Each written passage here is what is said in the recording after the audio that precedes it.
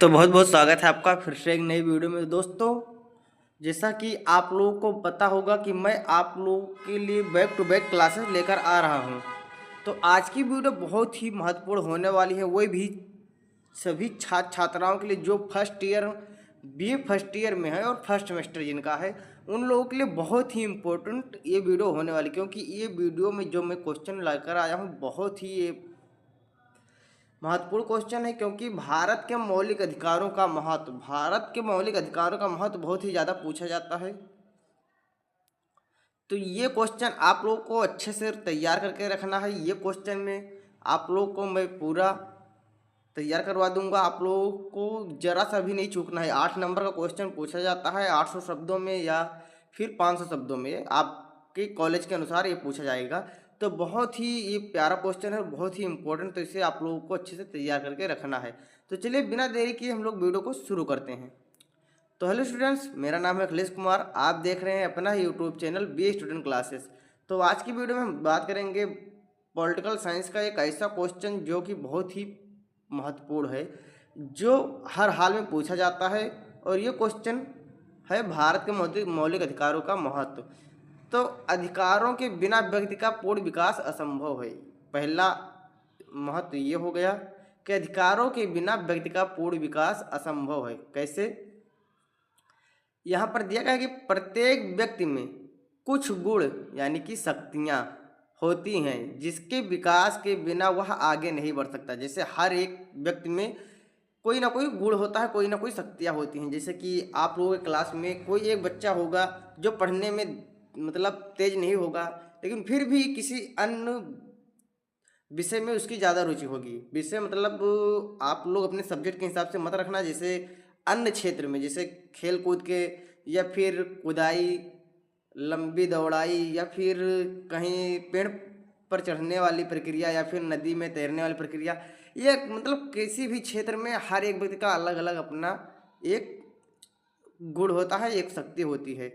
जैसे शिक्षा, सामाजिक विकास, जीवन की रक्षा, आर्थिक सुरक्षा, धार्मिक स्वतंत्रता तथा विचारों को प्रकट करने की स्वतंत्रता, यह सब ऐसे अधिकार हैं जो हर व्यक्ति के लिए उपयोगी हैं, किसी एक व्यक्ति के लिए नहीं।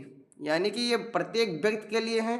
जैसे एक गुण तो होगा, सबके लिए होता है, लेकिन यह क्या है, ये शिक्षा, समाज का विकास, या हर एक क्षेत्र में सभी व्यक्तियों के अंदर होती है, या किसी एक व्यक्ति के लिए नहीं। इसलिए इन्हें मूल अधिकार की श्रेणी में रखा जाना स्वाभाविक ही है।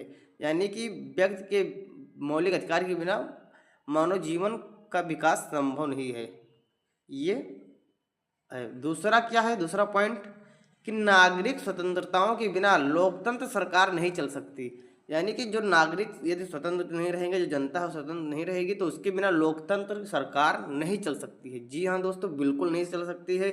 क्योंकि यदि आप लोग नागरिक को स्वतंत्र नहीं रखते हो, यदि हमारी जनता स्वतंत्र नहीं रहेगी, तो फिर ये सोचे कि हमारा जो डेमोक्रेसी है यानी कि लोकतंत्र है वो कैसे चलेगा?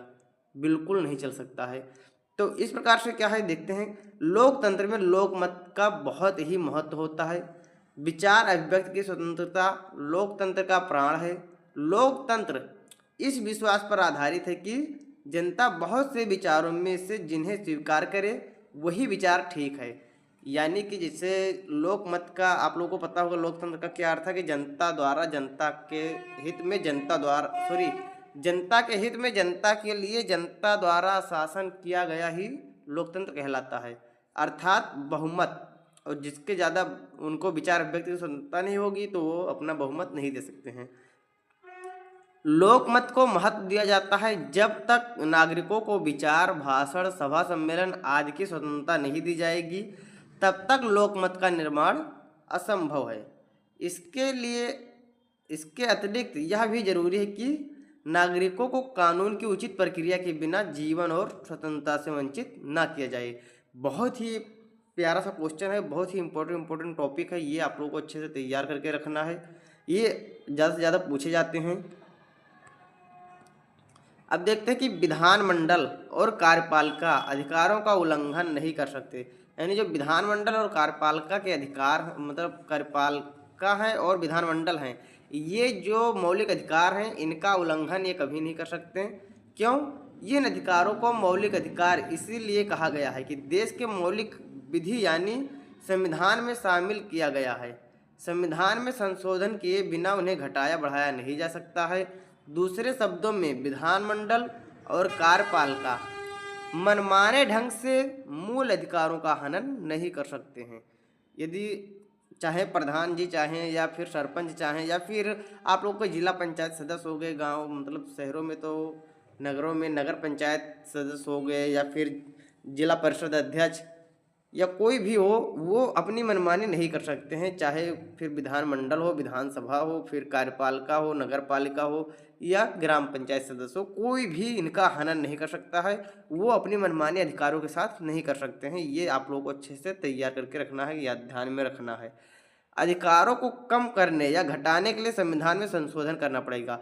यदि विधानमंडल और कार्यपालिका को कोई भी अधिकार हटाना है या कम करना है या फिर बढ़ाना है तो उनके लिए क्या करना होगा, संशोधन करना पड़ेगा। संशोधन करने के लिए उन्हें पूरी प्रक्रिया से गुजरना होगा जो संशोधन के लिए चाहिए, वो अकेले कुछ नहीं कर सकते हैं।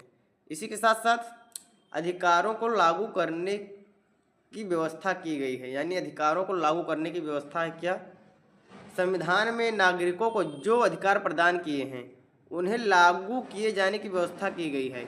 अधिकारों को लागू करने के लिए नागरिक न्यायालयों की शरण ले सकते हैं। यानी संविधान में ये दिया गया है कि जो अधिकार है वो जनता अपने ऊपर लागू कर सकती है, नागरिक लागू कर सकते हैं। उसके लिए नागरिक न्यायालयों की शरण ले सकते हैं। मौलिक अधिकारों की रक्षा के लिए न्यायालय बंदी, प्रत्यक्षीकरण, अधिकार परीक्षा, प्रतिरोध आदि लेख जारी कर सकते हैं। यानी वो ये सब कर सकते हैं अपने अधिकार को जताने के लिए, अपने अधिकार पाने के लिए। संविधान ने उच्चतम न्यायालय और उच्च न्यायालय को यह शक्ति भी दी गई है कि वे मौलिक अधिकारों की रक्षा के लिए संसद या किसी भी राज्य के विधानमंडल के द्वारा बनाए गए कानून को अवैध या शून्य घोषित कर सकते हैं। यानी कि क्या कहा गया है कि संविधान और उच्च न्यायालय और न्यायालय में क्या शक्ति दी गई है कि वह जो कोई भी मौलिक अधिकार बनाते हैं जो संसद है या किसी राज्य के विधानमंडल द्वारा, तो उन्हें अवैध या शून्य घोषित कर सकती है। अब देखते हैं पांचवा और लास्ट, मौलिक अधिकारों देश की आधारभूत एकता को प्रकट करते हैं। मौलिक अधिकारों से देश की आधारभूत एकता प्रकट होती है। कैसे? मौलिक अधिकारों का महत्व इसीलिए भी है कि वह देश की मौलिक एकता को प्रकट करते हैं। भारत एक विशाल देश है जिसमें अनेक धर्म, जाति और संप्रदाय के लोग एक साथ रहते हैं। मौलिक अधिकार सभी देशवासियों को समान रूप से उपलब्ध है।